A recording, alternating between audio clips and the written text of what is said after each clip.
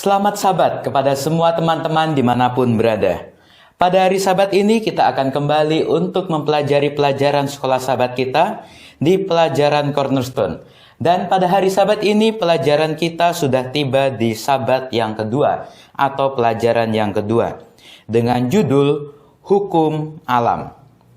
Pelajaran sekolah Sabat kita juga bisa dilihat di dalam cerita Alkitab, dalam kitab Daniel pasal 7 ayat 25, dan juga kitab 2 Tesalonika pasal 2 ayat 3-7, dan juga di dalam kitab Wahyu pasal 12 ayat 6.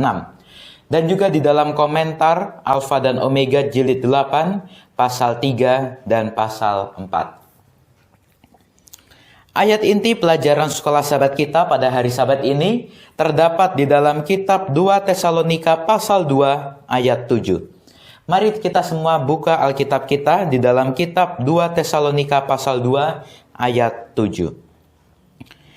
Karena secara rahasia kedurhakaan telah mulai bekerja, tetapi sekarang masih ada yang menahan.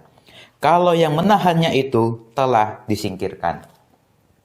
Teman-teman semua, buku Alfa dan Omega jilid 8 halaman 53 mengatakan sebagai berikut.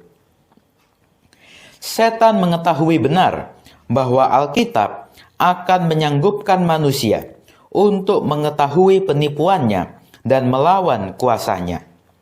Bahkan adalah oleh firman itu, juru selamat dunia telah mampu melawan serangan setan. Pada setiap serangan, Kristus menggunakan perisai kebenaran abadi dengan berkata, ada tertulis. Teman-teman semua, fakta menunjukkan bahwa sebelum penemuan mesin cetak, seorang penulis yang mahir membutuhkan waktu sekitar 10 bulan untuk menghasilkan sebuah salinan Alkitab. Dan siapapun yang menginginkan Alkitab harus menunggu hampir setahun untuk menerima Alkitab mereka setelah mereka selesai melakukan pembayaran. Dan untuk patokan sekarang ini, penulis dibayar dengan tarif setingkat dengan buruh terampil lainnya. Barangkali sekitar $15 sampai dengan $20 per jamnya. Dan jika pekerja tersebut bekerja 5 hari dalam seminggu, 8 jam sehari, hal itu akan membuat Alkitab kita seharga $24.000. Tetapi tunggu, kita belum menghitung biaya-biaya yang lainnya untuk mempertahankan bisnis tersebut tetap terbuka. Sebuah perusahaan tidak pernah membayar kita atau kita diharuskan membayar harga pokok saja, tetapi kita juga harus membayar pajak, membayar listrik, membayar gaji para karyawan, dan juga membayar lain sebagainya. Dan sebagai contoh, ketika mobil kita diperbaiki, kita tidak hanya membayar sekitar 20 jam untuk mekanik, atau $20 jam untuk mekanik. Tetapi kamu atau kita juga harus membayar $50 sampai dengan $70 per jamnya untuk menutupi semua biaya yang lainnya. Dan jika kita mengaplikasikannya untuk membeli Alkitab kita, maka harganya bisa mencapai $96.000. Tentu ini merupakan harga yang sangat mahal. Tetapi oleh karena itu, firman Tuhan ini sangat berharga. Tetapi tidak pada zaman kita sekarang ini. Pada zaman sekarang ini, Alkitab sudah tidak semahal seperti dulu. Alkitab sudah bisa kita temukan dengan mudah, dengan harga yang terjangkau untuk kita beli. Dan fakta mengatakan bahwa pada zaman kegelapan sejarah Eropa, salah satu tindakan kriminal terbesar adalah memiliki Alkitab. Tentu, ini merupakan satu hal yang sangat berpengaruh bagi umat-umat Tuhan pada zaman itu. Karena jika mereka memiliki Alkitab, mereka melakukan satu tindakan kriminal terbesar. Tetapi Allah memiliki umat sisa, baik dari zaman dulu, zaman sekarang, dan zaman yang akan datang, yang menghargai dan menjaga akan firman-Nya. Teman-teman semua, kita langsung saja masuk ke dalam cerita pelajaran sekolah Sabat kita pada hari Sabat ini. Di sini diceritakan di dalam kitab Daniel pasal 7 ayat 25, kitab 2 Tesalonika pasal 2 ayat 3 sampai ayat 7, dan di dalam kitab Wahyu pasal 12 ayat 6 menceritakan tentang bagaimana usaha setan untuk menghilangkan atau memalingkan umat-umat manusia dari firman Allah. Di sini dikatakan, ia akan mengucapkan perkataan yang menentang yang maha tinggi dan akan menganiaya orang-orang kudus milik yang maha tinggi. Ia berusaha untuk mengubah waktu dan hukum, dan mereka akan diserahkan ke dalam tangannya selama 1 masa dan 2 masa dan setengah masa. Tuhan juga memberikan nasihat kepada kita.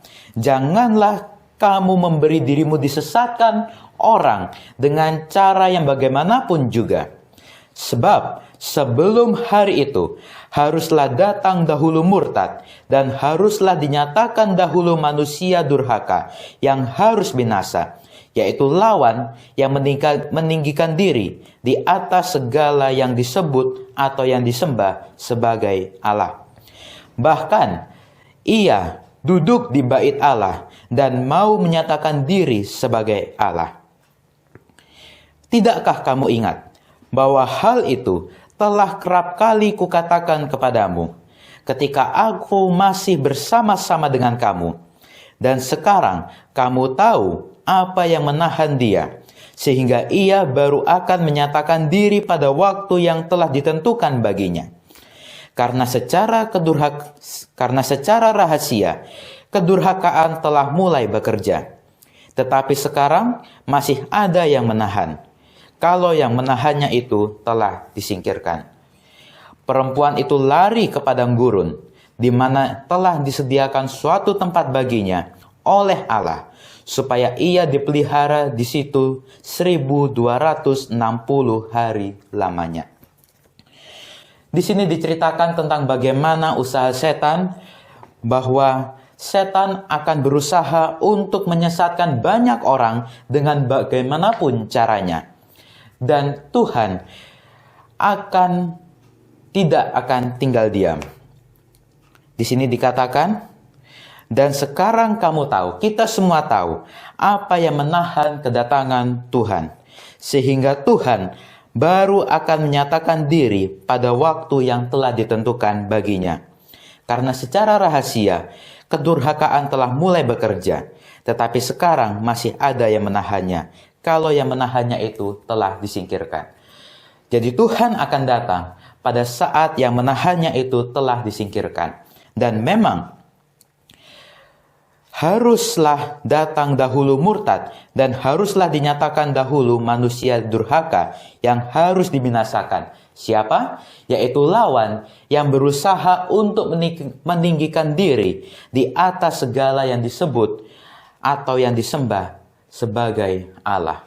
Jadi setan akan berusaha untuk meninggikan diri, setan akan berusaha untuk menjadikan dirinya sebagai Allah. Itu telah terjadi pada saat dahulu sebelum ia jatuh ke dunia, dan itulah juga yang setan akan selalu buat untuk meninggikan diri, untuk menjadikan dirinya sebagai Allah. Dan setan akan mempengaruhi umat-umat Tuhan supaya menentang akan Tuhan. Setan akan mempengaruhi umat-umat Tuhan supaya tidak setia lagi kepada Tuhan, supaya meninggalkan Tuhan, supaya berpaling dari jalan kebenaran. Itulah yang setan akan buat selama kita sebagai umat-umat Tuhan menantikan kedatangan Tuhan yang kedua kali. Dan kita sebagai umat-umat Tuhan, janganlah kita terpengaruh dengan godaan setan, tetapi marilah kita setia kepada Tuhan, selalu mempelajari akan firman Tuhan, dan sebagaimana Tuhan mengajarkan kepada kita untuk melawan akan kuasa setan dengan berkata, dengan berdasarkan Alkitab, Tuhan berkata ada tertulis, karena Tuhan mengucapkan kata-katanya berdasarkan firman Tuhan. Dan kita sebagai umat-umat Tuhan, marilah kita mengikuti teladan Tuhan dengan selalu mempelajari akan firman Tuhan, berpegang atas firman Tuhan, dan juga untuk selalu berpedoman kepada firman Tuhan dalam menghadapi akan godaan setan, dalam melawan akan kuasa setan yang sangat jahat. Itulah yang harus kita lakukan sebagai umat-umat Tuhan pada zaman kita sekarang ini, zaman akhir ini. Karena Alkitab pada saat sekarang ini sudah tidak semahal dulu. Sudah sangat mudah untuk ditemukan. Sudah sangat mudah untuk kita beli. Tapi walaupun ini sudah tidak semahal dulu, walaupun ini sudah sangat mudah untuk kita temui, sudah sangat mudah untuk kita punya, tetapi firman Tuhan tetaplah sangat berharga bagi kita sebagai umat-umat Tuhan. Jika teman-teman semua suka akan pembelajaran Sekolah Sahabat ini, jangan lupa untuk tekan tombol like dan komen, dan bagi yang belum subscribe, silahkan untuk subscribe. Dan juga nyalakan lonceng, agar teman-teman semua juga dapat mengetahui update-update video terbaru dari saya. Dan juga share akan pembelajaran Sekolah Sahabat ini kepada seluruh sosial media teman-teman semua, agar seluruh kerabat teman-teman juga dapat mendengarkan akan pelajaran Sekolah Sahabat kita pada hari Sabat ini. Saya Ariel Kurnaidi, sampai jumpa di pembelajaran-pembelajaran yang berikutnya. Kiranya Tuhan menyertai kita semua.